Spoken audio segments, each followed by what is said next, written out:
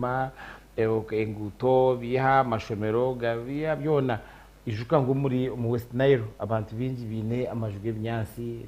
n'amashomero gamwe n'ag'ebinyansi beno gareba ukwanda ko bimuka bagamba abaryo mu audience ureba umwe bagamba bitashanaje na nebyabebembezi babo bagamba so he engaged many stakeholders abarya hansi and I think it is a very good engagement akozire urtaya yobe agire nangwa hina amashomero agara biremu na wakerebera na mishoge so it was a good engagement nyo omukurebo kwanje eje nkore ya resire kugira ngo hati kwakuzo mu mwanya no manya buri yakazo mu mwanya ayija just azarare agamba agenda konkati kugira ngo nasiyo buire ajati nyo ntine kinagambire nimo bebembeze mutine kimwagambire imwenza kugira meeting yanyereka tubanze tukurikize what the local people have to say. Is it going to change anything?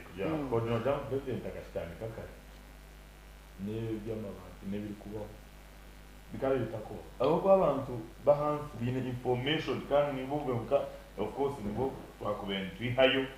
bakija bigumwe government kabona kuja kugira abantu bamana abo kuba kuza kujikuika higuru notangira kai aggressive kunogera musturaho president naija agama n'abantu abahurijo konganora abatura baro president yakweta gora na police yija kwakira amahigi yakwakira amparo meno libangu otina no kugamba bonkati ya president chakozi oba mimi naenda karu oba naenda ki agara anga chakozi mutwaro muzindaro ogo mwe muzindaro because unota kumecha kuzagamba nichi nobota mu programming njire norakare bakabagira ngo abantu abo kubuza president nibaba bakocinjire kandi bano ngamba na president to gambura abantu ingambire mu chamane resifa ivo mwaka kutomeza akija president ni tuksima utkolire nguto namwe no kuyonda zibire no bari kutwereza abanazi bakatwempa obwe mu rozgazi tine abatakache kasheba mu and actually na no kubachikozire haro minister Gizirati mweno ata your excellency nyenda nkwanjeje ibinde bikozwe mu byebyo abantu abone ko kubareba aha buri yomwa n'amashanyarazi weye ngwaza ko myicishubecho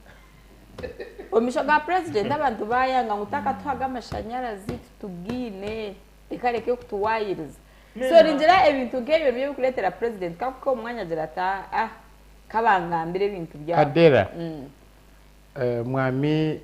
Alex yagamba ikigambo nacho iki okutaya irwo kwena rwo ngwenda kushana na istwaturga mu cyamabati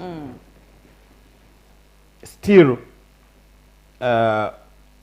many political players bizeno bagamba role ya ba RDC bagisoba RDC mabahi it is duplication of roles ngo tubine abinji tubine na mugasho abinji bagizeni babagambaho mnonga principles za delegation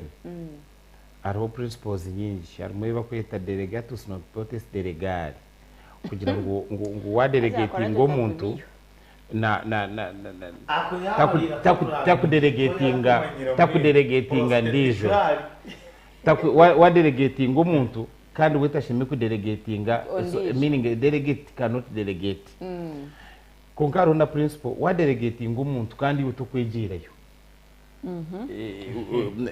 habuko mwino hati president akadelegatinga ba RDC mwino hato buyata okutoye twine RDC omusito mu hati kandi president ya Izra hati RDC omugashogwe nguza kuba gukirguha habuko bakora abata kubasa kumutuma akamukorera umurimo gwiya mutumire nikibancho banyisa ngo hatabona babashashurira busha kandi abantu bakaba bakigambire vene many political players bakaba bagize ngo ba RDC tibine murumo nyowe nanye wanji meno hati niwe kunda people arimo muri yose ya twira kaza umhinji akatuma ahamukozi we yamutuma mu musirigwe aha abakozi bakora bimizabibu ati muntwekere ibyana by'emizaruna n'ibindi byose yakiro bari bamkwata bamwe yaga kayatuma yondire nabo bamwe yagatika ntumeyo umwana wanje ubundi bo bakaje abo bamwe mwene kibuzo nkigeraho mwene hanigeraho mukama w'umusiri kwarizayo aryabakorera mukama w'umusiri yashanga abantu bisira abantu bashatu bisire n'umwana wo wenyine now president akatuma ba C5 bale yatuma ba RDCs bale mwene hata yegerire mwene modera ngo ati yakora amanyengo akora busha naija kubakorera mwene ico nacererwa kukimanya abukwa kabe yabiri yakimanyire kare ngutubine yo mugasho ahabukwa ko kwata kawo ukatayo LC5 chairman ukatayo RDC dhino ine other security agencies ukashanga tine ikiba kandi hariyo member wa parliament ijuka ngo mbicwekebe byona bine yo ba minister itwe hatinka kuno umurankore na kigezi itwe twine ba minister in charge of these regions konka kuriya hamwe atkara moja bine ba minister babi bine yo aba RDC bine yo ba kawo bine yo ba member ba parliament bine yo ba chairman ba LC5 bine yo then abamwe bine na so hat tine still tubine kibakozire hata na bashana kuko wagambo ngogo mukama wo musiri akakora ki umukama wo musiri kamugira akacererwa ubita kuzo musiri kurambura ubita umwana omwe ubita yaburiza taba abantu bona wata bine mirimo kandi yo nimesha ati ya wabachendeza no favor. By the way, I am asking also cut the kahani moka ati nkaba minister zaba bona no nziraba abo ko ati nawo akotine minister w'inshonga za karamoja the MPs can make it well no basako bagambira just no kubatera no kweja ngo bakora akaciko yes bakora akaciko minister bamanyeshonga zabo nabana yetagwa hoki bozaniwe ni nyina kubuza hati nka RDC omuchanga harimu police tiko alimuchama nero C5 ero C3 bali harimu na nkeji yani kiso ati ni mwazi yo parliament rebere ba RDC abakazi bimukire bona and in unison both the opposition and the NRM abakazi bimukire bajangu ba RDC tubine mugasho ngo nubenda kwita gunoha minister wa presidency uguru kutaho mire babaranga babaranda hari mire babaranda ngo nibenda kumureta ngo ajagambe aho ko abakazi organizing women days ukoko mu district zabo ba RDC babangira kubangira RDC no wari kutekwa kuba guest of honor aha mukoro gw'abacara kandi oshanga member wa parliament ubwe n'umucara kandi RDC atari umucara kandi babuza protocol mukatabo karaka koreka protocol umba MP naba namba 17 protocol umano muihanga kandi RDC ni namba 3 nemwe protocol RDC mbwena hari munonga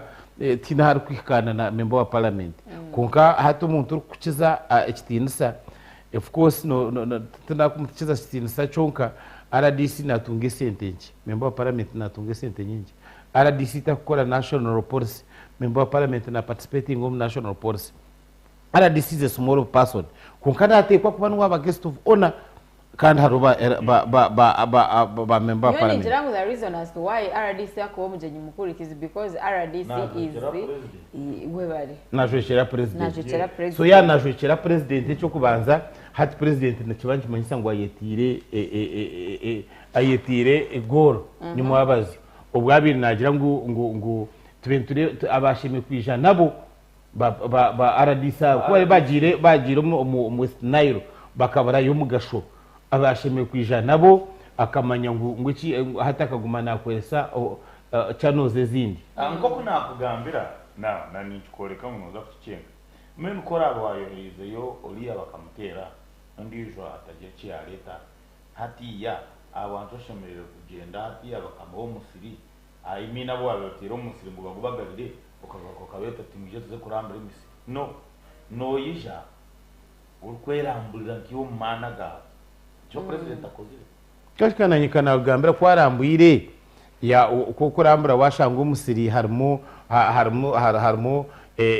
imbeba harimo na bishegesi no bisigamu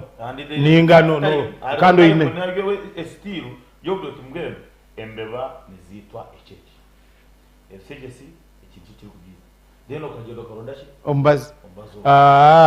arho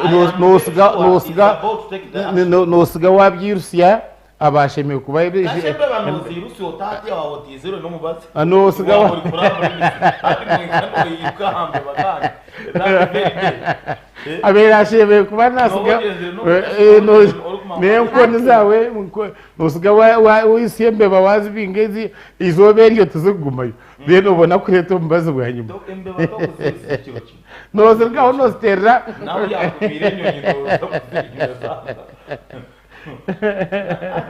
ekinani kugambira RDC akabera ly'omuntu w'amaani onkaba kalima kumanya omulimo gwabo banyetegereza abako omuntu bita omulimo gwa RDC gwe gubago okuvekera president niwe kurira ebyokwerinda mu district did you know that konka hati ebyokwerinda niwe tindebire RDC nurewe yarabo mu motoka iswi ngo babari ankoro mbange abari kugamba naba ora yazo mu nsonga z'amataka ikayo agambaho emishanga nawe garuke yongera akabigarura mu police so memo reba ngo ariho yes tinamanyira ba RDC kumanye tinkareba umuntu gw'amano guyo tibagwina hati niko kunabe ningamba na Adellah ati yawagira ngo ine constituencies ibiri ena Satani district ukaronda ba MPs babiri nabaki umwe nawe kayakuye nama manyo no reba Uganda yinkwenda inyenda Uganda yorashange ngo ezi districts zagarakaza abankoko zabiri ziri ku rugenye yes shange turiyo mu regions turiyo muri waje ngo hati for example Nkambarara barekabe ine ekeni sinjiro ine Rwampara inibanda ine Kazo ine Kiruhura ezo districts zone ejigarake bembarara Greater Mbarara egire empyo tuterero mu ntogo omwe ngese biriho biri kumurema kugwekeza nibiye twije tugire ngo woman member of parliament abogo hato shange ngo inkeche cyanga cona nikirwa mba MPs nkabana okuruga Bushenyi Greater okuruga Mara Greater Kabari azo wakakozere jagira umugabo ogwe akabere nakora then bamwongera babona bakamuronda wanyetegereza akamangwa ine kushegera hante nakora nama oshange ngo ebebe byaba ministers twine minister omwe ebebe byasimanyi ogu ni minister for higher education, minister for lower education, minister for health primary care, minister for health, minister for what, permanent secretary, manya commission manyachi noreba abantu bacha bari mu offices ni bari ebintu bingi ebikubaza kusavinga very many Ugandans because that washanga ka ministry ngo mshara let's say omushara gw'abantu abakozi ba ministry of finance ni mshara gukwingana. And if we got that money on a monthly basis, what would we do? Because the wage bill ya eihanga esente nubwo kubano budgeting esente esikuza mukwereza emshara ne sente nyingi munonga kandi obundo shanga za MP wanyetegereza okabara medical of course in medical yes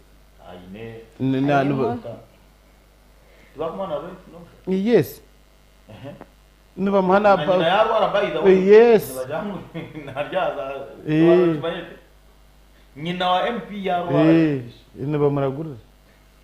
bebe na nyoti nyanya abana ba MP school fees nibagira shi bine na kija now waba chendeza ubona kabomu if one person can manage the country president was Abo kuba akamanage Adellah ekitoro ntugambire ekitoro ntugambire cyo warete ikintu kirungi ecyo riyo ubwo mukama w'umusiri waza mukama w'umusiri ukashanga abamwe bagujegire bakushemeye kwani barindente nguzitazo mu musiri abandi ukashanga bari birukana baterera umupira mu musiri n'ikintu kibi kandi nikimanyisa umusiri ogwo nobasa gutaho umuntu omwe ayino bujunaniza bwa kukira okwesiginganyo kataho abantu bingi bakuza manye kintu cyona okukiri iweje kujo kigezeho oboyi no mukozi omwomuka ureta abandi babiri emirimo y'ibintu shangori yakorire let's say in 4 hours noza kushanga in 10 hours batakajereze kandi bari babiri ni hatanika kubamo nawachikore now ijo nkani ndeba president ayine advisors we advisor in a bodyguard we advisor in a motoka eje motoka chamayisa ngo bamufuelinje now wabara sentezo atabantu ezi kugendera mirimeje hata uko kwezo yebuza RDC ine muri mochi advisor ine muri mochi simanyi commissioner ine muri mochi simanyi minister you know it is a whole I want to read it like this abantu kuba kuzayo bari kuba bahereza abo kugira ngo ati abinji bakazovo kukizana buri muntu wena MP wiyo MP aba MP ariho akoraje umubibura umushaka bari umugiga menu katugera no akafu abo kwakahereza abantu amakagente abahereza ki menu kana abaguza konga kayi no mukozi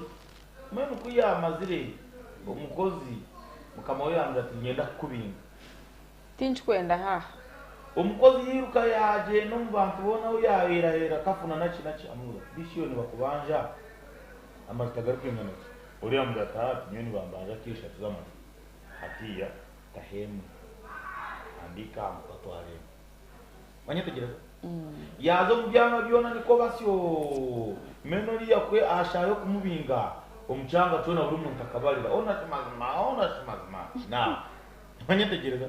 it is in the Bible ndaganense Yesu niwe abana abaterejo now tugaruka hariye aba bantu kwa kugire cyabahikaho ati nkaci twaturu do we cry for them ninga ntugira ngo now ntugira ngo twaba shango ryo mwebembezi muri aka kanya buri muntu wena naratwongo kaza gukora cyeto ine chokozire na waka hanchemererwa meaning ine binje byetakirira abo kuba wangira ngo abantu umucanga hari mucamano C5 bari mara DC go kwakorera yakigambira ari moyo C5 bari C3 abo bona azokashanga batari kubasa kushitama bakashitama na manya managing sente za parish bodo bakajambo abashemere kuzitunga naba rero kikabanza cyareta president shoborora akabanza yaza kwata n'abazirire imwe mutwire ni mukora ecyatari kubasa kuzikorera ekibata kubasa kushitamira abamwe umurubo tubine clear roles set eziba kukora eziba bahire constitution iriye ku establishing aba RDC yabani 2005 something timanya konka iri constitution ahiba ku establishing ba RDC local government act iri ku bahereza roles ne bahereza nche ba chairman ba RC5 babakizama kagira akoraje RDC wanyetegeza ari no bushobozi bwo kwetumikiriza aha muri mugono guri kubani gukorwa ogurugiro wa president any directive from the president mbagira ngwaze sha bushengi ningambara hatagiro wa shokayo ngo narengero muri bushengi aradista taine kuanza yawo ari mukama wanje mbwe no gweniza kwa ninkora harye cyo ninga mbendegere wanze to take ngamba no RDC ashemere kubana agenda immediately ihaza manyeche kitugamba mwami Alex yes icyo nkibanje manyisa ngo hato ba chairman ba LC5 bakabene barugaho chairman president kwara president w'ihanga then ni chairman w'ihanga hati kandi kwara yato humujwekerwa we kumujwekera mu districts tashemeye kushanga iyo ndijo umuntu uri kumucera so ashemeye kuba nashanga yo abakozi abarukuza kuragira RDC chairman LC5 tashemeye kugumayo kawo tashemeye kugumayo manye cyakumucerera chairman LC5 bari kucerera RDC local government act ne establishing roles za chairman wa LC5 icyo kubanza we nubakora policy zo mu district so nubakwa appropriating finances nuba kugira ngo urwuto ruyanduza ko RDC takurukora nuba kugira ngo sente za so RDC hat finally ashanga natero ku aburahi yatembera kunogira ngo bataho ba RDC babira bajwekerwa ba president bakaba no ba president ba districts ukashanga chairman LC5 atariho kawa atariho chairman wa RDC niwe muntu mukuru muganda wanje emirimo y'ikawa ikora tiyo ya RDC kashikana cyo nakugambira amanya banzo yetegereze iki nubwo atakugikora ko kuba mujwekerwa wa president nkiba nkimanyisa ngo niwe wa president wa district ejo kunka korabe wa president utakubasa ku kabanto ruguto batakubasa kwijo wawe ukabahereza batirwe umuyaga utakubasa kubaha amabate hatu no president so hat president ogwe urukuza we nakora ugo kwata abantu ba opposition baza kutahorrare no gwarukora nakora ugo mataka kandi ugo mataka still nimishangu ya criminal nezo mukoti endijo ya civil nezo mukoti we RDC nakora ho chamataka RDC waza kwetegereza emyanya minje ba RDC abo emirimo y'ibine already n'abantu bayo just kugira ngo eribani mwene je ngo ba just over nk'izina now akabira supervisor of all that tino ko kwasa kwa supervising amanya utine mandate ya sent utine mandate y'ikiragiro hatu no ba supervising ota se harho kawo nabona nego ni muzo kunkureba guriyo ni gutendeka kwimbwa ashere president mwena ine bintu binji byo gukora omuze go kushanga ngo minister at for example minister wa presidency Mili Babaranda ni wako appointinga nyomwa zende bina appointinga abantu bakachiko ka UPP SJ printing printing hatu we nana izera munkai aho no kuza kushanga niho kuza kushanga ukashanga ngo hati technical people are not working abo kutina bahi abahanga kwa kugira ataziwe tinya nakoresera kwakire ndeka ngore bingwenda gukora iwe ngakureta sitting your chair ohuname so oshanga ngo hatariho mukubagano kandi gokorera district yo kushanga ngo hariho kuriyana kona bakugira ngo imirimo ne ikorwa ubugabone umanyango ba technical people bo bakahunama ibintu babirekera barabandi manyijwe at the end of the day nibagaruka bajabira bakoresha bi ijwe riho buweje torawurire chairman LC5 akwatagira n'abantu bakabinga RDC wabuweje to kumangu bakazayo bayida wawire nko mwaka wa n'urugano rugate baza wa president ateresi mwabo hochika menu kebyo forth and back bridachika ebyo bintu niho umusiganiro gukwizera abantu bakabura kora ibintu kora ki emirimo y'ibintu kora nico ku ebintu bikwizera bakashitama bakamanya ngo ati yakatubibagani tubimarire icyo kwanza bene nabo benkani binji icya kabiri nabo binenjara nke yabandi banyayuganda bona bini. So you do not expect them to do a lot. And many of those RDCs n'abantu ababire tinkwe ngwene kinazagamba ningira kigwire. Ya kigwire reka kigambe niza kwegamba ho kubi nyonke simba nagwa nikiba nkimenyise ngo abantu bakanyanga wayigambo ko bishi nikiba nkimenyise ngo abantu bakanyanga wayigambo hamazima nikiba nkimenyise kanyigambo hamazima nikiba nkimenyise ngo abantu bakanyanga so hat kuba nyangire banyanga mbarasite nothi ahabwenje no mpobwa RDC ngo nze kuba RDC nakasongora kandi abantu banyangire kibe banyangire hati baza kukitaba aba bantu binje ba RDC n'abantu abantu now ati no basakure mwechi konko basechi ikibuzo cyo no basakure mwechi obasechi no basakubota kunywa bia konko nywa waradi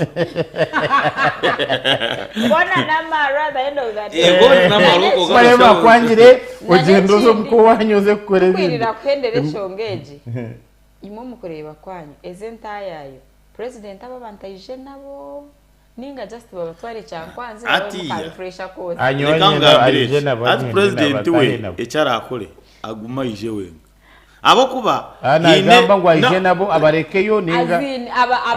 abayeho abiheho ninga bagumba batware cyankwanze babareka refresha kose bagahita ati okubiyaho nabo still mweshara aba turaba tunywa nabo tujya nabo abashare kabe bariko nyoye kide cy'inturani tekateka tujya muganirwa 14 rwa noreba waza kuchondoza ba history ba RDC zabindi their history it has something to do with politics akaye simbire no wa NRM ya musinga then atabaina mwena tagaraka kamushwaza kandi uriya yabere mba parliament abana be bari mu FDC nengo people power bakargamu ababiri bari mu FDC ntumanya ngo mati na RDC deputy RDC wa Rukonje so maybe it is go deputy RCC wa site nosi kanusu akari wa UPC akaketero kugira ngo gume ariwadinjiremo abantu bi mwishe bakutaho bakakwada bokabini bakakomusiro kare bakakwa miliyoni 2-3 buri kwezi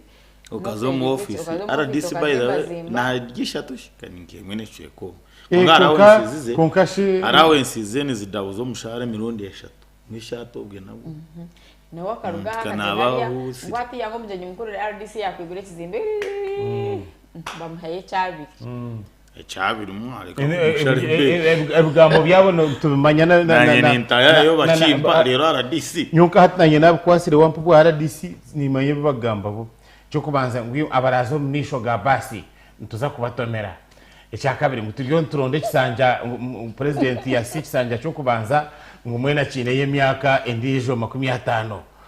mweki numuza kwita yego kanuza kubushisha mushanga RDC actually mutakugo mushisha nawe cyo imwe batakagira muza kwita mugende munyombazi reka twumure ko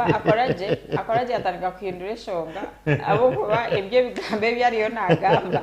nibaso butamugende nitwenda ko bamanyisa ngo bigambe biti bya Sky TV nebyo umuntu akoraje kawe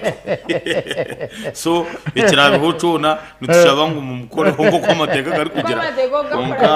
kakazari ngo batakutaje mugende munyombazi ezi views tiza morning at Sky neza akoraje ko muntu we koko mureke tubura kache tugaruko mushahe yakashatu two mushahe itsekwe ya muhere kwendera program ejini morning at Sky turi habashatu okwereza mpaka shaha ina otaruga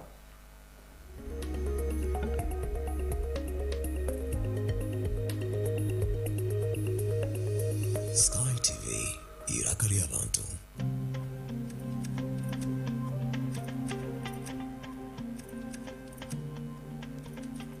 bulirwa kabiri shaishatu n'ekicweka kwika ina n'ekicweka zo mukiro odaferwa program omuhingi n'umulisa aha Sky TV kwega abahingi okega abakugu nangwa tukakopa nari abo bantu ababasize kuraba omu business age bari kutwegesa kimwe 2-3 okutwakubasa kutunga entasya omu byobuhingi n'obulisa obwe turi kurabira omu mataka gitu make rero tukabasa kutunga entasya nyamurungi obwe program age neza kubone kukiboho nyuwe kanwa kagamba Edwin principal farmer omuhingi atarukwata mu itaka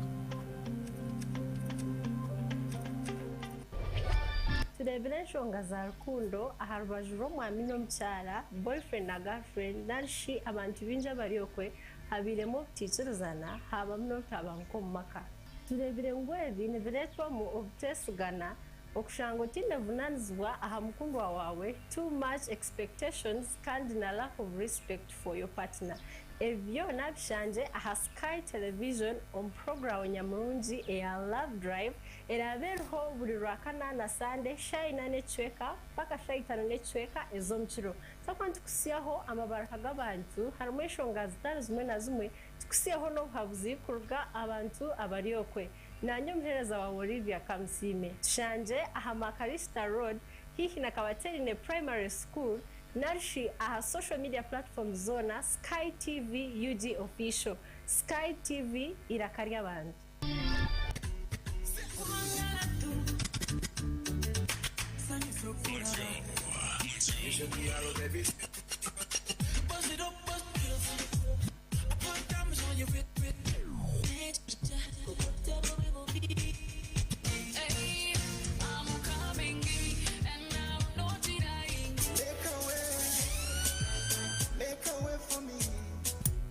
Lunchtime request show aha Sky TV okurugoro kubanza Sera gatano shaha munana shayikumizo mwawe not kwanta omudi atamushana okushaba keshongoro syaho birthdays no manya oryoko to kumanya muntu wamane wo celebrating na birthday twinemu obutumwa bwingi aho surprise calls ziri no basaka kohereza obutumwa mama wawe tata wawe omwana wawe nenga shi boyfriend wawe nenga shi ex wawe kuruga shaha munana shayikumizo mwabazi hanuya aha Sky TV iraka lyabantu is the boy king Adena Cubs baby bam bam bam bam bam bam bam.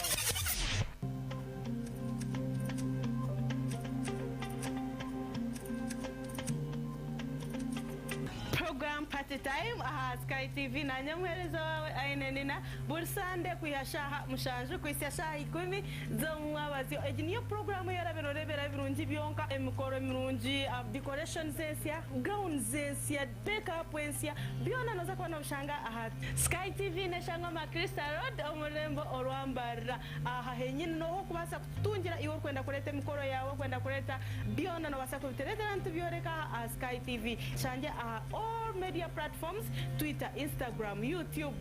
TikTok byona no banochanga tamu Sky TV UG official no banotunga je buterevu aha aho shitame henyini nanyo muhereza wawe ainenina omwishiki wanyu.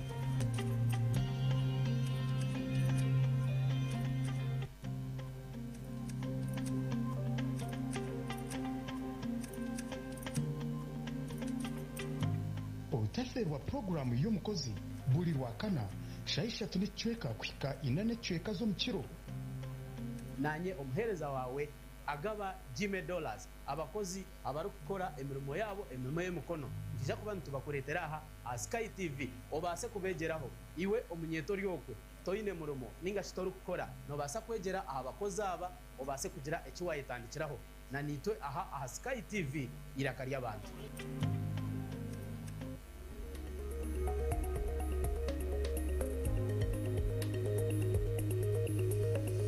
Sky TV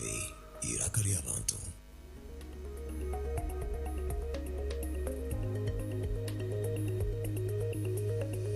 Sky TV irakarya abantu.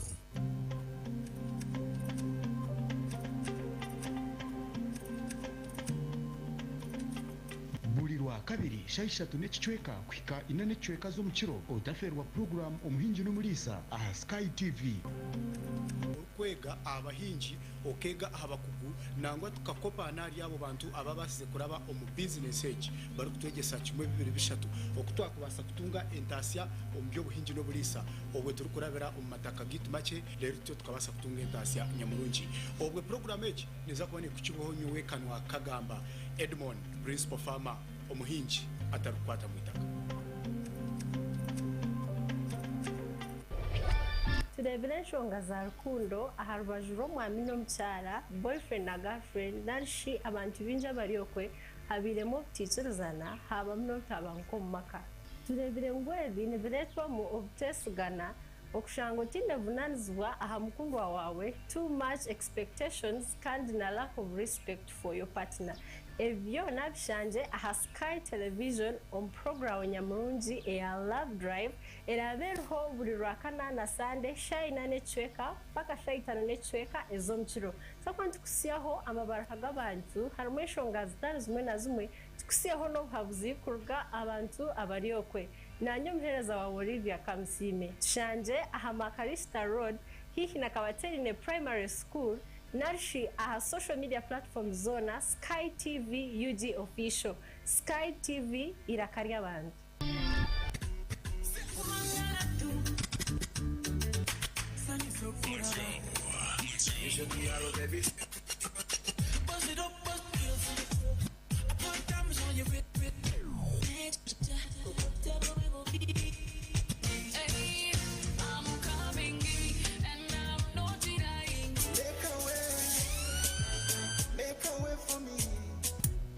Lunchtime request show aha Sky TV okurugoro kubanza Sero akatano shaha munana shayikomeza mwaga no twanta omudi atamushana okushaba keshongoro shaho birthdays no manya oryoko to kumanya muntu wamana wo celebrating na birthday twinemu obutumwa bwingi aho surprise calls ziri no basa kohereza obutumwa mama wawe tata wawe omwana wawe nenga shi boyfriend wawe nenga shi ex wawe kuruga shaha munana shayikomeza mwabazi yo hanuya aha Sky TV iraka ry'abantu is the boy king Adena Cubs baby bam bam bam bam bam bam bam.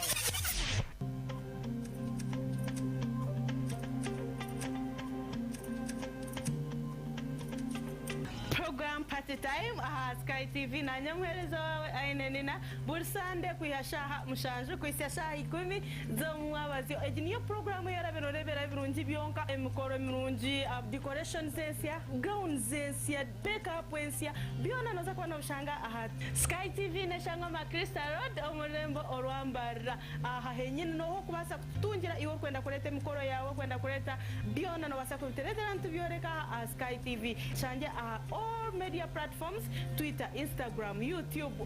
TikTok byona no banochanga tamu Sky TV UG official no banotunga je buterevu aha aho shitame henyini nanyo muhereza wawe ainenina omwishiki wanyu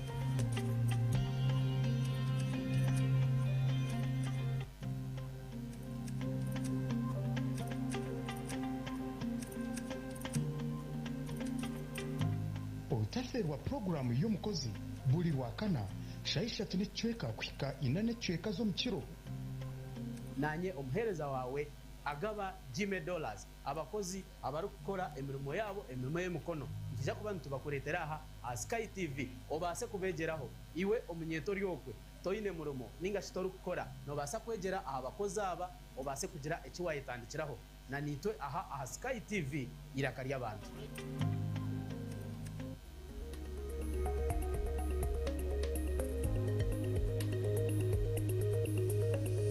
Sky TV irakaria abantu.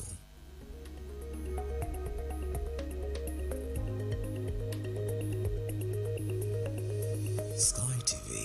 irakaria abantu.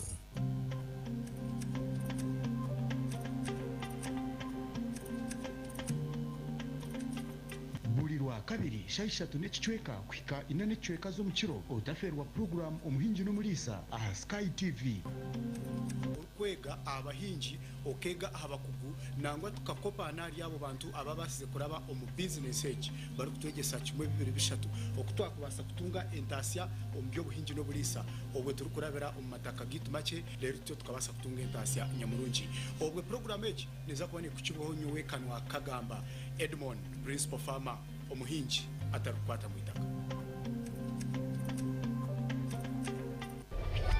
turebere enshonga za rukundo aha rubaju rw'omwami n'omukyara boyfriend na girlfriend narishi abantu bingi abaryokwe habiremu obutikirizana habamu n'obutaba nk'omu maka turebere ngu ebi nibireetwamu obuteesigana okushanga otine buvunaanizibwa aha mukundwa wawe too much expectations kandi na lack of respect for your partner ebyo nabishanje aha Sky Television omu programu nyamurungi eya Love Drive erabereho buri rwakana na Sunday shaina n'ecweka paka shaitano n'ecweka ez'omukiro sakwa tukusiyaho amabara g'abantu harimu enshonga zitari zimwe na zimwe tukusiyaho n'obuhabuzi kuruga abantu abaryokwe nanyo omuhereza wawe Olivia Kamusime tushanje aha Makarista Road hihi na Kabaterine Primary School narishi aha social media platform zona Sky TV UG official Sky TV irakarya abantu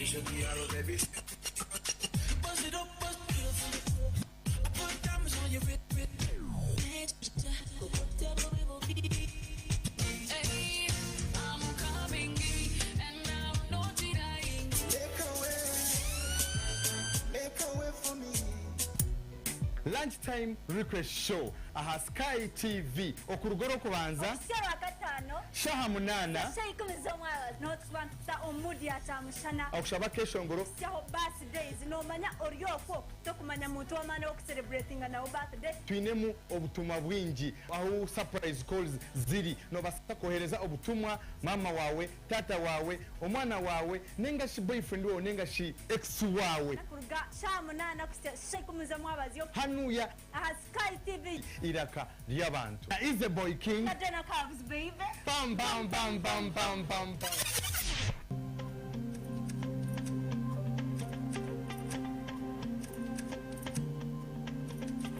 Program party time aha Sky TV na nyamwereza wawe ainenina bursande kuyashaha mushanju kwisashaha 10 zo mwabazi niyo program yarabirorabera birungi byonka emikoro mirungi decoration zensia gown zensia makeup zensia byona noza kwana ushanga aha Sky TV neshanga ma Crystal Road omurembo orwambara aha henyine no kubasa kutungira iwo kwenda kureta emikoro yawe kwenda kureta byona no basa kubitereza nantu byoreka aha Sky TV shanje aha all media platforms Twitter, Instagram, YouTube, TikTok byona no banochanga tamu Sky TV UG official no banotunga je buterevu aha aho shitame henyini nanyo muhereza wawe ainenina omwishiki wanyu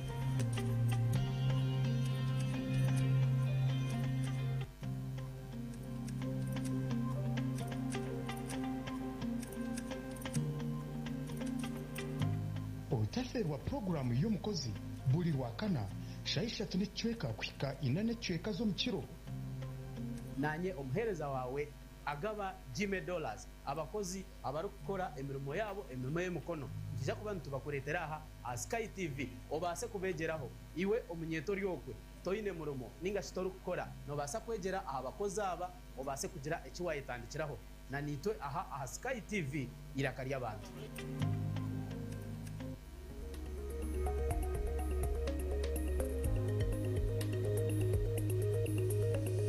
Sky TV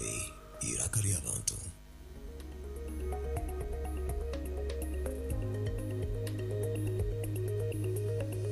Sky TV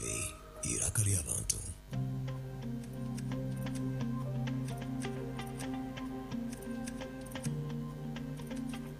buli lwakabiri shaishatu n'ekicweka kuhika ina n'ecweka z'omukiro otaferwa programu omuhingi n'omulisa aha Sky TV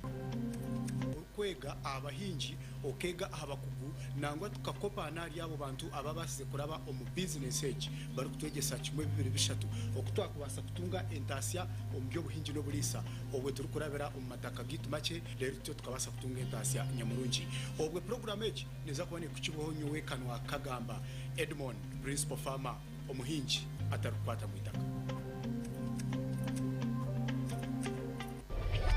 turebere enshonga za rukundo aha rubaju rw'omwami n'omukyara boyfriend na girlfriend narishi abantu bingi abaryokwe habiremu obutikirizana habamu n'obutabanguka omu maka turebere ngu ebi nibireetwamu obuteesigana okushanga otinevunanizibwa aha mukundwa wawe too much expectations kandi na lack of respect for your partner ebyo nabishanje aha Sky Television omu programu nyamurungi eya Love Drive erabereho buli lwakana na Sunday shaina n'ecweka paka shaitano n'ecweka ez'omukiro sakwa ntukusiyaho amabaraka g'abantu harimu enshonga zitari zimwe na zimwe tukusiyaho n'obuhabuzi kuruga abantu abaryokwe nanye omuhereza wawe Olivia Kamusime tushanje aha Makarista Road hihi na Kabaterine Primary School narishi aha social media platforms zona Sky TV UG official Sky TV iraka ry'abantu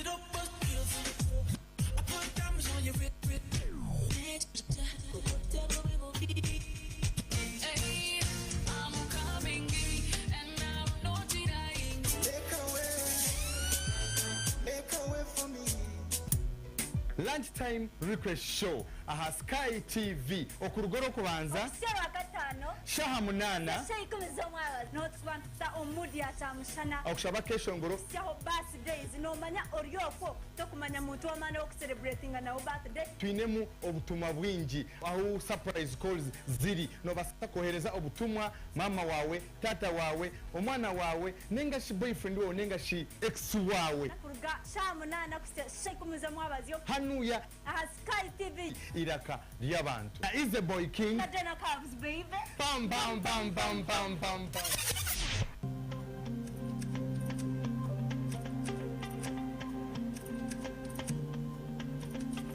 Program party time aha Sky TV na nyamwereza wawe ainenina bursande kuyashaha mushanju kwisashaha 10 zomwabazi ejiniyo program yaraberorebera birungi byonka emikoro mirungi decoration zensia gown zensia makeup wensia byona noza kubona bushanga aha Sky TV neshanga ma Crystal Road omurembo orwambara aha henyine no kubasa kutungira iwo kwenda kureta emikoro yawe kwenda kureta byona no basa kubiteretera ntubyoreka aha Sky TV shanje aha all media platforms Twitter, Instagram, YouTube, TikTok byona no banochanga tamu Sky TV UG official no banotunga je buterevu aha aho shitame henyini nanyo muhereza wawe ainenina omwishyo wanyu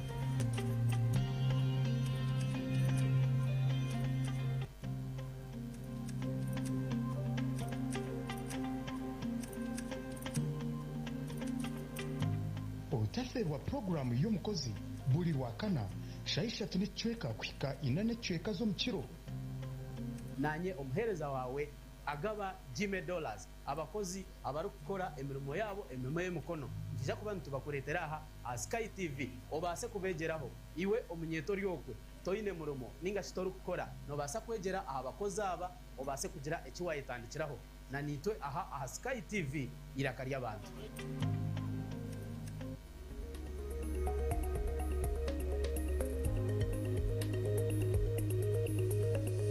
Sky TV irakari y'abantu.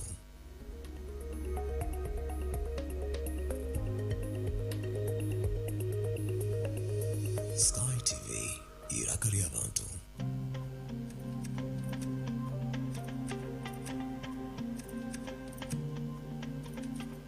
buli lwakabiri shaishatu n'ekicweka kuhika ina n'ecweka z'omukiro otaferwa programu omuhingi n'omulisa aha Sky TV kwega abahingi okega abakugu nangwa tukakopa nari abo bantu ababasize kuraba omu business age bari kutwegesa kimwe bibiri bishatu okutwakubasa kutunga entasya omu byobuhingi n'obulisa obwe turi kurabira omu mataka gitu make rero tyo tukabasa kutunga entasya nyamurungi obwe program age neza kubone kukiboho nyuwe kanwa kagamba Edwin principal farmer omuhingi atarukwata mu itaka turebere enshonga za rukundo aha rubaju rw'omwami n'omukyara boyfriend na girlfriend narishi abantu bingi abaryokwe habiremu obutikirizana habamu n'obutaba nk'omu maka turebere ngu ebi nibireetwamu obuteesigana okushanga otindevunanizibwa aha mukundwa wawe too much expectations kandi na lack of respect for your partner ebyo nabishanje aha Sky Television omu programu nyamurungi eya Love Drive erabereho buli lwakana na Sande shayina n'ecweka paka shayitano n'ecweka ez'omukiro sakwa nitukusiyaho amabaraka g'abantu harimu enshonga zitari zimwe na zimwe tukusiyaho n'obuhabuzi kuruga abantu abaryokwe nanye omuhereza wawe Olivia Kamusime tushanje aha Makarista Road hihi na Kabaterine Primary School narishi aha social media platform zona Sky TV UG official Sky TV irakari abantu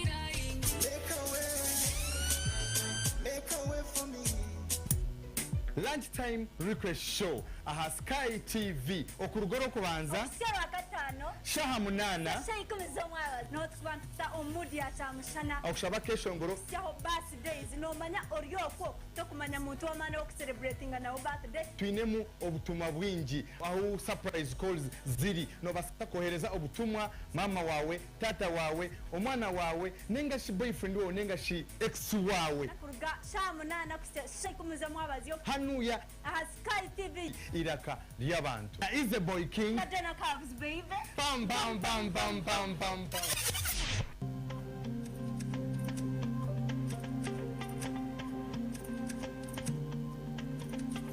Program Party Time aha Sky TV na nyamwereza wawe ainenina bursande kuyashaha mushanje kwisashaha 10 zomwabazi niyo program yarabirorebera birungi byonka emikoro mirungi decoration zensia gown zensia makeup zensia byona naza kwa ushanga aha Sky TV neshanga ma Crystal Road omurembo orwambara aha henyine no kubasa kutungira iwo kwenda kureta emikoro yawe kwenda kureta byona no basa kubitereza ntu byoreka aha Sky TV shanje aha all media platforms Twitter, Instagram, YouTube,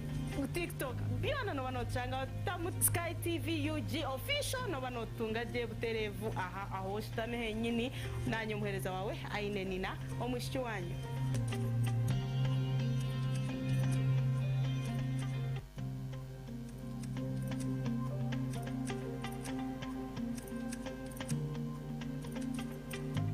otaferwa programu y'omukozi buli lwakana shayishatu n'ecweka kuhika ina n'ecweka z'omukiro nanye omuhereza wawe agaba $10 abakozi abari gukora emirimo yabo emirimo y'emikono njija kuba ntubakuretera aha Sky TV obase kubegeraho iwe omunyeto ryokwe toyine murumo ninga shitori gukora no basa kwegera aha bakozi aba obase kugira ekiwayitandikiraho na nitwe aha Sky TV irakari y'abantu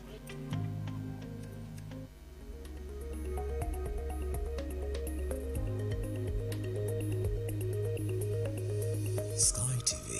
irakari y'abantu.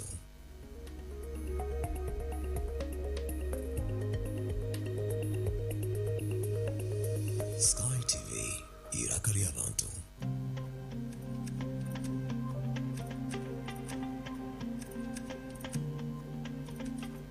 buli lwakabiri shayishatu n'ekicweka kuhika ina n'ecweka z'omukiro otaferwa programu omuhingi n'omulisa aha Sky TV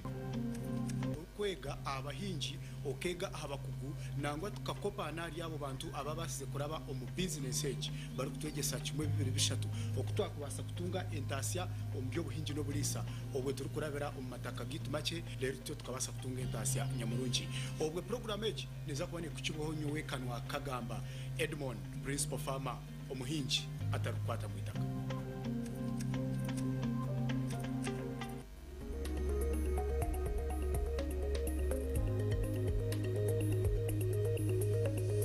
Sky TV irakari y'abantu. kuri kayo omukahumuro twatugire kuronda okutwakubasa kubaho na munonga abo kugira ngo tukera munonga so ishakuze kwika aloje zaratkonga abantu mukasheshe ni murya hadona shiwe shayi ibiri uri unonja ngoze kunywa ito niho turi kuba twimuka umwe turyo mu bitanda nituzakugira icyo twakora imwe ngo mwanywire twento batwanywira kacayi actually muhindure mutugore tugume tunanke shayina nwere kimwe shahina by the way rizoba hari abantu abararebe ko mukoti muri yabo harimo Minister Kitutu erizanirwa kwija ko no maburi bakamugira ngo agende aterezo mu bantu biya leta ngo bamwemererere so erizoba nibwo kugaruka actually shayishatu nibwo yanahika koti so as we speak now ariyo mukoti kurikiza yabaramwe konkati ya ari ikindi ko ekinkuburize nyo mwaza haregiye kinayebo na ati yakwari kurugayo na abatakigaruka mu office tiko meno hati ya twine minister w'inshonga za Karamoja hariho vayi kashi na babwa nchatagaruka kashi nagaruka mata ine emishango itekana ndigira ngo nobura kuba minister baheza kusharra emishango ikakusinga kashite musingire emusingire tashi yabuze kankubuze hati nakuba nahoza na album office yes nzi kubona hoza narwo mu office because iteka tiri kumuzebera ngo ataba minister kandi takahurize cyakuze kikumutwara umukoti bamutwara umukoti because in allegation kugira ngo akiba na agira umukoti yayihakana mutaribire yashaba bail ni right yo kugira ngo noza koti ne kwikiriza abagana baketa kakaru ni kakaru uzahiro umanuhoza kuba ko twershara bagira ngo bachitabaza because rabena tabaza in state because this is a criminal matter state kwersinga bagira ngo kitutu akiba mabate bamucwera either bamucwero kumukoma mirundenga hi miyakenga hi nenge depending on the umushago kwingana ruling ya koti then ubwe aryaba narga ahabwa nyamazo Adellah mbihire nababire nka Eric minister ngana argo mu office atoko arargo tagaruko mu office minister takuguma mu office because now ni suspect tikwa no suspect yes she is a suspect so you cannot be in office or suspect haza ba suspect naguma oriya naguma bani bakuchondozaho toguma mu office then ukora basegirinya no batarwa ministers shuka bari mu office amanya tubona rebe cyabo cyabo kiri different boni ba member ba parliament boni ba member ba parliament konkogo na no murimo so tibakaba bani bakoine mishango then ukagoma in the same office it cannot ayota shika ari mu office ayota manya Jessica kaka yakachikoka inquiry manya inkudizire ngo ewe bintu kubikuhinduka ho waza umupolisi yakuhandi ngova ngo ati issues zawo zarwo mukachiko kamwe police nebe kwira mu office bakakuja ngo we have handed you over to CID noba waba a criminal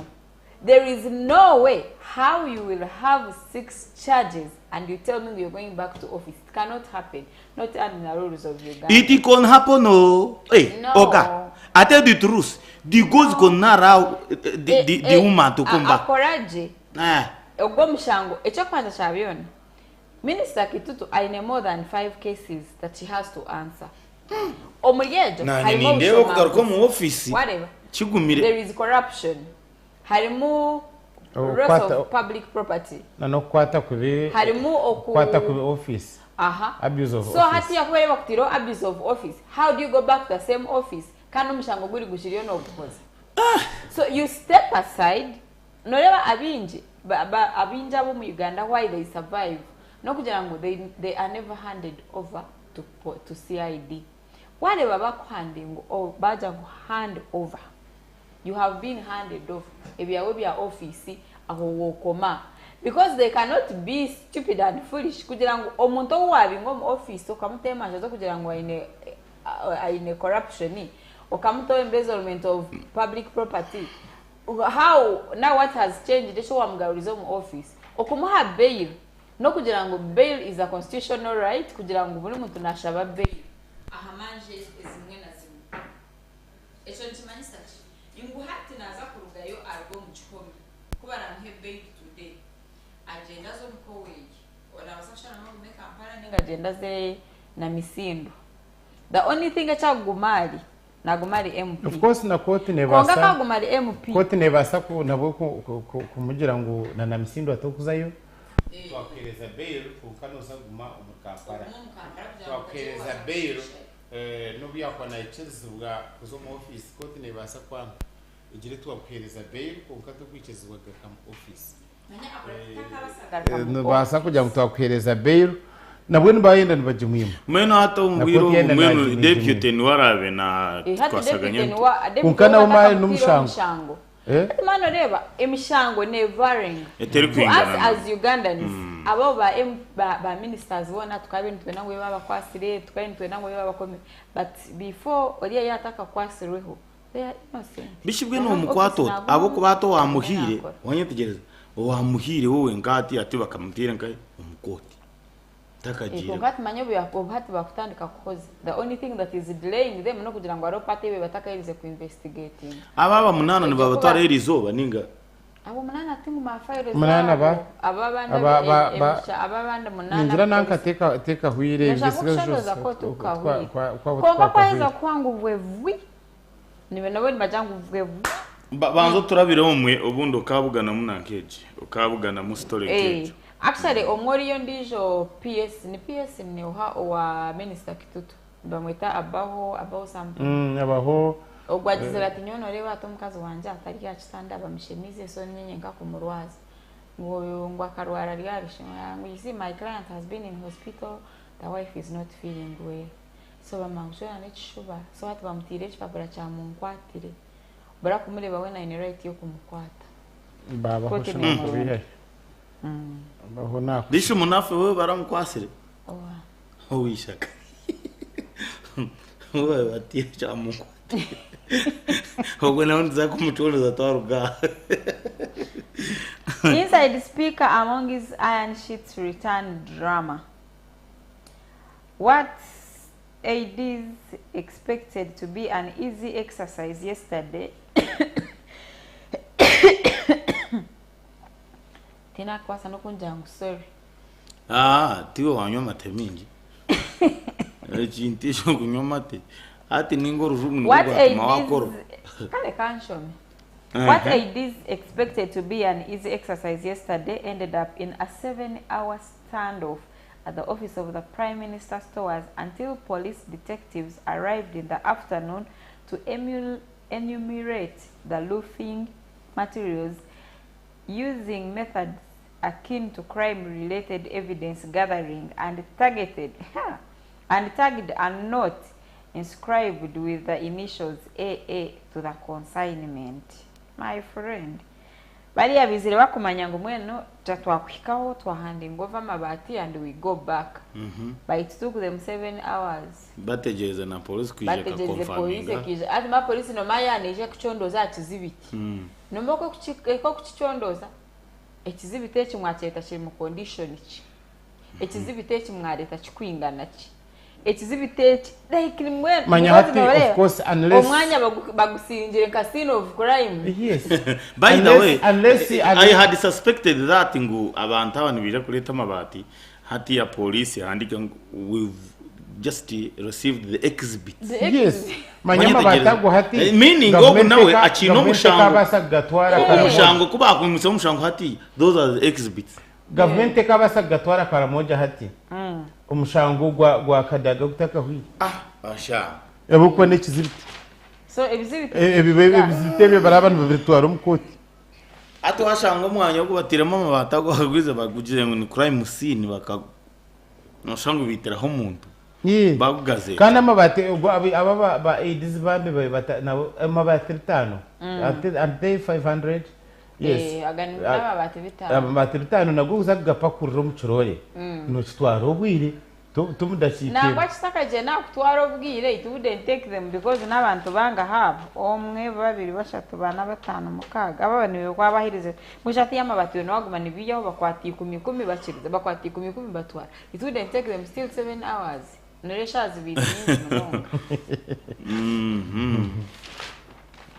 President Museveni calls for import substitution. Ebabigambire nkai kwatani olbaproru obase kubishomo birebe. World Health Organization warns states of new COVID-19 variant. Nguchi Banange obangwe jati ni wajeta Anctarus. Ejo hati ni new variant ya COVID-19. So World Health Organization ni erabwire nejerangwe shayona kapa negaruke yegarike agaranga tugenda kufa abantu binji barugire abantu afite bine cough na flu etakarebwaga niteza n'umutwe it is you may find now it is the new variant umutwe gw'abantu bine sanyigana n'urukoro it is too much. Government to introduce 3 new subjects in lower primary. Mwe tim kubyenda project ndechwatirine na byo kushoma introducing habo kuba hata akakachiko kine bintu nibenda ku introducinga emyaka 8 ya primary nibenda ku introducinga kwiyaho mu secondary ngo nibenda ku bashome nanka subjects nke munonga hata nibenda ku introducinga more subjects in lower primary then nibenda kutaho day school ngo abantu shifts ngo bagume bashome shifts then benda kutaho manya it's too much ibintu bari enga ejo kandi kabyatugaye ku introducing 3 new subjects in lower primary ndiri haho Muhakani's dies at 64. This was the longest serving PS at the Ministry of Finance. The permanent secretary in the office of the Prime Minister and the former secretary to the Treasury died in Milan Hospital after battling cancer for years. Bambi, sorry. Muhakani's, who until his death was the last man standing in the elite league of the late Chris Kasami and late Bank of Uganda Governor Emmanuel Mutebire, spent decades at the Ministry of Finance since graduation from Makerere University. Na ninyendangu ekintu cha omugenzi nacho bambe mukama muhicumuro kirungi ntumujuka because kino muntu nomumba permanent secretaries abene bamanywa abantu binji wagita honka Diana Twine wakagita honka bya nakoria Bigermana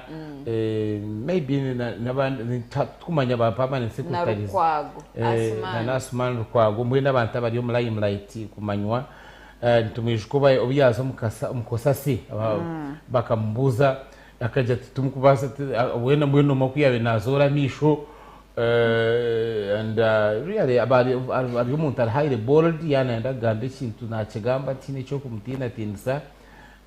banyina bamugamba haha nindeba Charles Odongo Tho oguno munyamakuru yazangwa. I considered him as the best bureaucrat. The memory I have of him as a journalist, he was a protector of civil servants because he was seasoned and experienced. He was extremely confident even when he appeared in Parliament. A friend to many, Keith Muhakanzi, Permanent Secretary of PM and the long-serving Permanent Secretary, Minister of Finance, and Secretary to the Treasury, has died from Milan, Italy Hospital, where he had been receiving treatment. May his soul rest in peace. Ofono Pondo. Na nienda kubuza hachitu cha mabati in relation to his death. Abukuwa agenzire abira rukunu I think myaka myezi nkebire hingwiri kandi ibintu by'amabati byatandikira kude akarwara kari. He has not been around for some time. So mbuyene by'amabati nabasa kubata by'amabati no bwakubire yabira birimo batabirimo, it doesn't make any sense. Kandi ekimwana ngamanguno basa kuhindura manya nibabaza kumwe kwasa tina ho biri kwizera according to the statements ezibahireyo kigumire kuza ko editinga mu ngo hatinya ngo nanya kufa ngwino kwiyabira ari mu nonga konka manya Bible negira ngo ebyo muntu abafu ebyo muntu akora kwa fagenda nabyo kwa kuba abira ryo musaga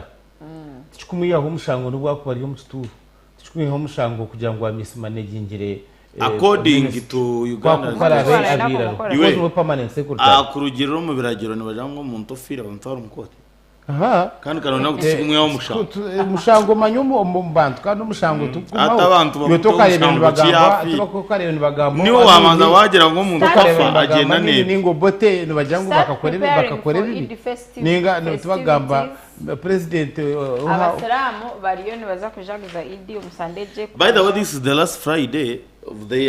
Ramadan season. No sha idi ni nkora katano ni ngora anko mu rwakashatu mu rwa it is around 22nd or 23rd konkate kuza kwisomo rwa katano mekikayo abo rwakashatu ne 2019 Urakana ne biro 20 urakatano na 21 uramkaga na 22 Sunday na 23 so it is between Friday and Monday. Azabandi ko kubasandete kubashemezaje ekindi kumanya hine maya ido yabaho ahaskuku ekindi kumanya no byatine idera bira kabaho ahaskuku shana yebe yabironka pass because abasalamu ne basibariya tibakasibaga mu 12 hino yabaho aduha ikabaho ahaskuku okubaga bisoro bukabaho ahaskuku no ko kubaga but eskukuru yamra idi yona teramanya yayetenga oxygen so it is heresy when I'm yawning Naitenga oxygen. I need oxygen. I need oxygen. I don't like when this. Kadaga says Kitutu dragged her into the iron sheet scandal. Amakuru Garihaha. We were in cabinet in October, and then Honorable Kitutu came by my side and said, "Contact me for iron sheets." So I said, "Oh, I think God has answered my prayers." Then, sometime in January 2023, my assistant informed me that day Kitutu's team had rang at my office, stating that we can send a car to pick up the iron sheets. So I sent my lorry.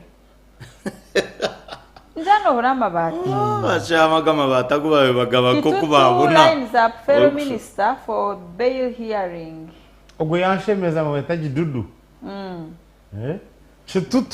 The Minister of State for the Elderly, Mr. Gidudu Mafabi, is expected this morning to lead a fresh lineup of 3 individuals to stand surety for the embattled Karamoja Affairs Minister Mary Goretti Kitutu a week after she was arrested and sent on remand. So Gidudu Mafabi nwali yona azakoza yonguwe yakwemererera. But ogwe nija koti ne kumwikiriza. Nabasa kugira ngo ngwizitu nabase yakize byakanshanju nendijo nibabasa kumwangira kweli Kadaga baenda bamwangira no basis other basis no katugaruka anshonga ya Kadaga abakidudu woni mangu maza kunanka tani mwen kan Uganda Aliha ya jangu the background. The iron sheet saga exploded into the public domain in February after ministers and MPs were reported to have irregularly benefited from relief items meant for Karamoja. Top government officials were named in the scandal. The items had been budgeted for in the 39 billion supplementary which Parliament passed in December 2021. These people were supposed December 2021, but up to 22 billion of that money was allocated towards purchasing goats, while 5 billion was set aside for procuring 100,000 iron sheets. Mene rakawi ni kugura amabate mitwali 10. Aha billion 5. Aha billion. Yeah, that's fine. Then izindi zikazi zo gure mbuzi. Izindi zikazi gezemu. Izindi zikazi za allowances naki. Then Miss Kitutu is instead reported to have diverted 14,500 iron sheets from that stock to colleagues in cabinet and MPs. So amabati gona mwe bakagore mitwali 10. Nawe yakora umutwaro gumwe ne 15 yaherezaho banya toro tubate. Ngoko wakubago kasira bante nyama. Toro kana kandi amabati mitwali 10 nagoni mingi. Ababate mitwali 10 bakaramoja shana bakana baza kushakara ne nico cyo kurebera ngo egi project yona from the start ekefiri eje yamabati icyo kwanza bino engaba yamabati abo mitwali 10 abona amabati mingi ati yebuze kintu cha government kukwata ori nkuru kusira bante nyama kushongo wabago wawe kukaga kaga mingi amabati mitwali 10 ati ya chochonga no akoraje no banza uyibuza Kitutuwe no hakukwata amabati just minister akagagabira abantu nkage ni minister mataragagabire nka minister akagaba nkawo akana abasira akagaba nkawo manyana wowe bamugabira abaryo mu wax nabane bamugabira cement ninga bari burahan tona kintu just necho kwereka ngo this is how things have been nawe bamugabira akasira babe batwene bamusira mu abantu bamusira nibo kandi batuna bamusira meaning hatiya oriyo mu intana affairs nebyo kusira wa agriculture wa tourism na that bitu hatiya toyoreza abantu banka batanu nkabahereze ngagisha tubakaziguza nasa kan bamterera ensere ora minister wa energy ya mterera wa energy orinkai yatkangine nyamaha bishi tokumanga kwa energy ija nkereze 40 ICT Irene Muron stiro akayagire omukachiko ka parliament tora mashanyarazi Irene Muron akayagire omukachiko ka parliament obuya ba minister wa byamashanyarazi over that same issue y'ebikondo by'amashanyarazi akaragira ngo bigende ukwari kwenda so nanobwo abiri nagabe kintu kibishiryo mu urira minister ko by'entambura yakuterera uri ngahe tore basi inenyonyi iturukuza second hand asha yes iyo gitware biryo wawe yes nukwe onga muri irense bashaba ati abo kuba na nyine nk'iki wagamba abo minister yatangire kusira abantu amabati ti tokasiro umuntu utari kusira eze sha nagure rindaze hano akoraje nkakwa ntakakubeguriraho cyamanyise ni hoteli no yiraki no mature ni woyineje tuire no ni ukora kubona nkakanyamuro tikankushariro so aba bayaye bature ni barya hamwe bature ni berire ibintu bya torawuriro wagira umuntu ankeje baryo mu ciko gw'amizi kuba amazere bamuhici bahasa kiri ngabati ati kandi sente zone neza ngo ni cyayi unaka cyayi manya barabane esente zone bazikora nkamajyana kusikomwe no mu cikopo so ati ni bakushira mesente ekikopo shabo ngenu ni mbaga is very huge eche kitijura nike kifuba cha Abraham masham man accused of plotting to kill wife after marriage. The woman told the court that the shocking revelation left her traumatized. Ngo mshija kana enda kwita mukazi we baheza gukora imbaga. Onashiba kandi bafacha Mbale acute blood shortage. Mbale hospital faces acute blood shortage. Abirwa reri kureri ambare tibine shagama bariyo nibabona. Mob beats policeman to death over theft. Ngakandi. Ogom police. Bamutire yafu. Batiro police. Bamushangire ahanju yo muntu. Ya no muntu yari cyunkango nufite umushuma. Unkano shanga bambe bambeherire. Shanga begire nko kukwana ninga. Nanya naura nayitenga mu oxygen. Mushanga bayine ishuko. Kunkate binte biri kubaho. Kunkabire naza kwiba. Ukoko muri mpigiti nareba mu ishomero ri bayimerize bakacinga aho ngabana babe batahira abwe mizimu kubarumba.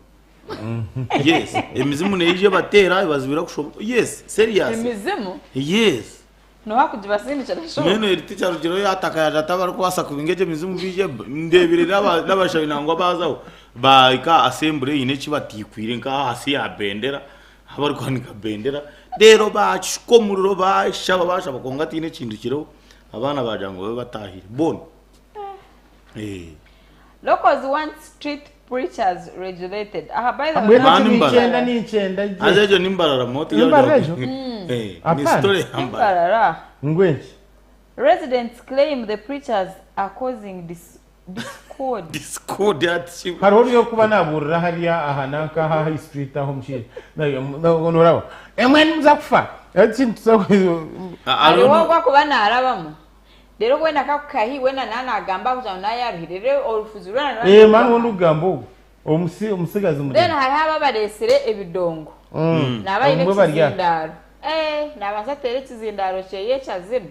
Yeheza tandika. Achiba yatandika wekarize wekanise ndije. Wachache ndije ijana wamuza opposite. Oya nagamba nemizimu yona ninji sindikane mugarukira noriya nagaruka jimusindikira wona nabani basindikira nemizimu menu ni wani semizimu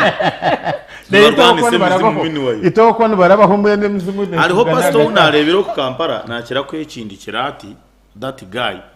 nazanka ha basi atandi imwe mutarangu zo mu basi konka bamwe nitumanya abamo muri ba marayi abamo yubuze ato muntu ariyo na Norabo naikabe bitoche imwe nimbamanya amwe ni mwibe bitoche byabakama banyu kongani nyena mbagambire Yesu nabenda uyibuza what's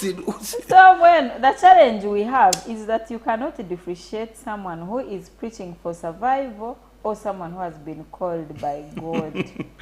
So uri omwe just starya street up Konkogo na wahandikire cya someone called by God tar whole called by God. They are preaching for survive. No isebo no whole calling akoraje nibagera ngo ibyo na biryasasirwa bishop batakusasirwa omwahure nenga umwarimu batakusasirwa no kurogotari mu yoru kwera ari habanta bayisibwe ruhanga kuza kubura nagambo mu yoru kwera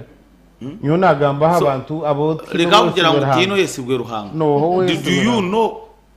who are you yesibwe ruhanga no feel naf who are you in Barbara's voice. Do you know who called them? Do you know who called them? Ngubo babire bone bajeno ba preachinga bayomberera abantu mwene bakoze ngachi kandi mbaranensi yobusinge ati ya za street ogwayombagaza side ejo gwayombagaza side eri no lebeze shaha bakwata ikizindaro bakacoreka umuryango gwawe business aho iriho tokura na bakastoma ati kibiri banyiga obanza wamwisamo munote kiki ikibiriti tinakura amazima aruga hagire by the way ati no muri mugwabo kuburira but then hagire imyanya ibaza mu kuburira ngire aha ni ndani wajangu, let us work together to tackle the senseless road carnage. Twaragane kwenda kubasa kumaroza butanduza mihanda abo kuba zibire nyinji polisi yenkate kibasa kugambe kazimaraho wajangu, let us work together. Ejo aba bantu barije kufa abijo aba masaka batari bari mu Alfred harwa bari mu kuranije bene bitokere kurga kunduza Kampala hurire bari mu irwaro ngo mushiya bakamugambira Ngwaza watuvuga munonga yajya tkarimo atuyotiko atinyenda abantu burigezigeze rekante mu mpurire mbere mwagire kunta burigezigeze kuba kuyayongize yamurema yarga muhanda yatomera nawe no shuta akacweka amaguru so aba abantu baba bine ikintu gacabusha umuntu bakugambira ngo reka tuvuge gesewe reka niwe kwehindura inyanta kura kuko bakamuga mu kuko nuvuga kubi ati mwana teka umwe nabasa ujibuka watikare kanye mke kugenda ayimuke ngo uze kuza ati jo kize mushitama ari haba driver bine kimama kandi bine nechezo omugambira yanga ubwo ariyo nanywa niko ari kwenda ngo ayiruka wamuje tumushawe tuvuga mupora haziwe kugeruze za urwe amakuru bazima taba mugashema agashema tugiye manyira na gitu togareta Chuburi continue their stranglehold garihaha agamnywani wa oraje wagashoma aga nyakutero muntisasa umuka ngumshija ngo ayino rwanju nyo ni supporting amnywani wanje ngumshije ubwo ngo ayino rwanju ngwabe naenda kutegeka kandi wowe nategekero wabandi akashwirwe kuno omushija ne washwirwe yawe nshiba muteriro yabatari wabo kaye akuya washwero mukazi umutwaro wawe kashi munywani wawe bukanosha ino mushija amwino mushija nakorera America yashogwa America noza kumbara ati akoraje wabugire korana wote ari yo mushija nene cyangwa iso mukazi abashwirwa abaraze kora gube bataye baramira makagabo nugumoko ngogire kora no mare myaka 2-3 rero ko bumushecari munywani wawe munywani wanje arya mustari wareba bishi bamwira kumugamba dikambuzi bamwamwemererire ninga kiriyo tamwemerera nazo mkoterizo ezanwe nibwa kwa appearing kushaba bail so we hope all goes well na noriyo mwirwaro nawe ntumushabira kugira ngo akire konkamwe bamwe bajangu manyango ngo bodyguard niwe yarire kwire bamwe ngo nyamukazi niwe yayire kari akagufu kama bustora bodyguard bakamugira ico of course no reba ngwenko umuntu trained akata shemeye kurekora isa atoro mbuyakuba nobakuba mu bamaragire bata orders cannot go up to killing so kukwita nubwakuba bakoragire bakucaging ko ngatarisire man that hati umuntu yakuterisa ibyo mukuguru wanyetegereza reka ngambireke umuntu wakurasha mu maguru wanyetegereza amahene wa police nabo wide finish no umuntu yakutera iryo mabega meaning obuya yakuhungira abantu wari mutera wanyetegereza umuntu nabashanga mu police ningo mu basirikare bashanga umuterije fuba kutanikira hari kureba bati of course nako kutwatwagambere buna nagambere bya provisions za penal code ingredients za murder baza kucharginga za murder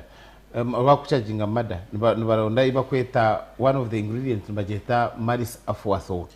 manye yaba ni attempted murder nanu yakuba attempted murder nibaronda malice afu assault malice afu assault nibaronda nibagimanyira bintu bishatu icyo kubanza the part of the body iba aiming then the weapon used ubwo weapon eberiye ekisi abukwa akorise embundu okuyeho the part of the body umuntu yafutera ekigere ninga akafutera nk'engaro law will put it that abatagendere kwita akuko kwa bagende kwita benamanya ebichweke bishime ebikora kwa kwita hibiri so nawe ncoba mucerera attempted murder konka kwa kushanga nabwe abira tagenderire kwicwa kutera ebichweka byo kwita yatera nk'ekigere unless isasi ryatorokera tarigenderire ebyo tuberekere kubifaho munonga konka munywani wawe akatera ningataratire aho kire kija ni hano kasho mukazi kaniwe atire ubwo munywani abo kuba munywani wawogwe munywani wanje agogwe agiraga ko akagufu kapu wanyizegereza so ako hatshuri abatakumanya ngo ubu commissioner no aina basirikari wisha utakumangwa kari member wa parliament manyati ya nyona ngyo muravu niwe na wakuri ebe bintu birimo abanene because nanoria nawe no wa iso no wa iso ni so bona hatu nko musirikare shemikwa na chimanya bona tebangwe konka majango ebintu byabo byo mukote mbafine kubigambaho so katubirinde twije tureberizo bo kubirahende nyenzire guthendere na neshonga nkibiri iyo kubanza neshonga yakabaka makabaka rugire yarebekaho mu bantu nyomwazo ba celebrate na myaka nkaga na munana yekabaje celebrating bagasharo mu myaka nkaga na munana yarebekaho mu bantu mister kandi abenarebekaje buryo byarebekaho the other time abantu bakateka mu tuwe ngo bareta ikintu bakitaho konkabira ruwe abenarebekaje azabira najaje bwajamane nanira karigere ngamba gihati kuri akargireje ukanira gamba je biro kwasimire paraso aparaso batinde socks bayine socks zitakushaka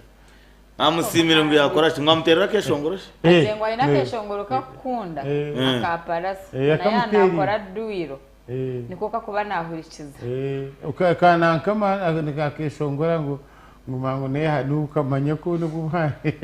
ungani mamurike kuba abanyacyaro to kubasa kumeje shongoro cha paraso kimwe nango kaje kimanyira ibyange buri cheni na chicho buri change chicho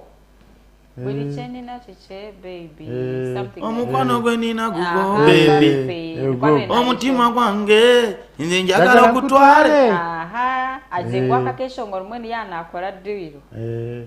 Irako niko kakabaremere wera ukazaho rero akora date buri cyo nyine byanje so bueno konkaba kira abanye so sakushana no problem it's a new design konka mwenu it was really a humbling moment ya paraso benabro kachakarira no makabaka kabaka mwenu you know how people treat the kabaka kandi kanocimana baramubye na hamuko aha mu buganire kabaka yakugamba baramacariya nabandi kandi kura mwenu abenashimanye because atwari uno muyimbi na ishongoro bw'ishongoro burungi konka mwena ineyo kamwaka akasinjire akumwena kukunda munonga meaning ni fan we inora kabaka being your fan oh my goodness so ungwaka huzaga shongoro kamukore yakumana bishi bwako nohogwe ngoja nkwa ajira nijirabuza ba AD be yaho ugwe mumanya nimbasa kumuleta kesho ngwa chawire so Palazzo was over the moon mushaho muntu tokaburo wakuzaho ngeshati ati no linkaho ushango yinenke tarante y'abandi babatakumanya abo kwa mwenu kaparasa bamwe bateni bamanyira bamanya no rutaro na nkogu na David Rutare legend so akaba ine no rutaro nabandi mumanya ngo karesenjaga nyingi mwena hato munyanjaga niwe kabaka ni wayire ati mwenu kunkuba ninkora duira kishongoro campo busi nango bakaba rero nibaza kumutomora rehabilitation ogogu nangogu King Saha tarajire akajuhona atarajire akijano sha achendeza so kabaka ahantu koleji azire ngo all he wants no kureba ngo abanyarwanda bakwatagana unity baba mwenu bagira bumwe babasa kwekorera babasa kutunguka onashimwe no horumbuye naza kutebya gaheka yawe aturumbiye we mwenu gamuzokire kamera zange wenjogerera kati zindaga ndumwami Museveni yamazo kuwamba sabasajja naye okoze mashamwe okute awadu bashamwe rumbuye ina basiru bagenzi be nibo bokushanga bamuhurikize kandi batakurugaho rumbuye no manyi azarumbuye ugu obo general obo yajya tumweniza ko atinza kwata ngo akambaka yaja ngo rumbuye ngo tete shikeji na hati na utaka mkwata no kujamba kaiza yacho no akachirwa akajatina naenda ni mureta hati kandi na kogo speoria minister Okero akazo yaje turumbuye tumukwasire ariya tumwino mungari mano reba sometimes I understand these Okero ryemu akagamba I understand them hati bona nibazo mwenu bona nibaja hati norebe buyazanire ikintu batatu tuzane just tumurekeraho tumureke no musiro because turumbuye no mudakuza kwimuka kasheshe ati nankayafu ati yafude umuraba bawo kwese bako kwese for what na nabo kumugaruka mwabo bahe nabo bagamba buri akaza buri kintu cyane cyagamba natekwa garuka kariye bigambo so really he doesn't really na atiya rumbuye itakiri muntu w'amakuru by the way mukubanza kabanza yagera followers bo bamangu namazana but so program yitu twahendera ubu tugaruka no kubanza nyowe ni nyenda ku no weekend nyecyo kindi ngendire kubi habiro kandi team yanje ya Manchester ebisingire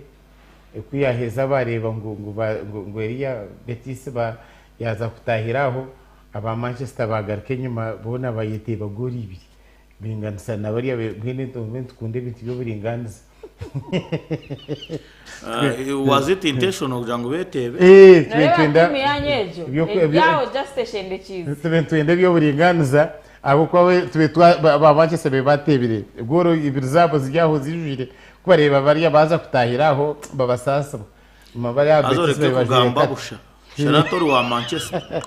murege tubasiburira aha tubasime mnonga kugira ngo mwagumanito ahitwa atanikira naitwaika hakwendera program yiteje nyamurungi morning at sky tuje kugaruka ize biri kubanza weekend bawonerere abinama baga nkitwe twakugenda utwaza kwetebekaniza amabaga nyica kare no masa Saturday nizo of course nyenye chaka ni siba kitabi so nyica kare nabakuzo mu mbaga muziyeje drink responsibly do not drink and drive life is precious do not drink and drive muzibe kurungi Adellah Akaraje na Alex niko twabasibura mpaka nienda kwesiburira mu mana ganje mpaka orokubanza nisibura mu mana ganje nisibura mu mana ganje nkanye minister w'enshonga zaho mukasheshe bye